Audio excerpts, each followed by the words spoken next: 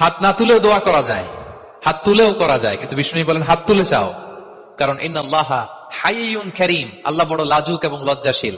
বান্দা যখন হাত তুলে ভিক্ষুকের মতো কিছু চায়, ওই হাত খালি হাতে ফিরিয়ে দিতে আল্লাহ লজ্জা লাগে।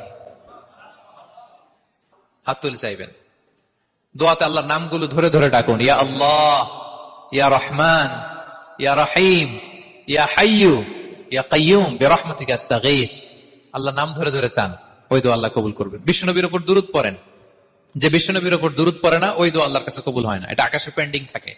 কুল্লু দুআ মুআল্লাক মাহজুব বাইনা সামাই ওয়াল আরদি মা লাম ইউসাল্লা আলাইয়া।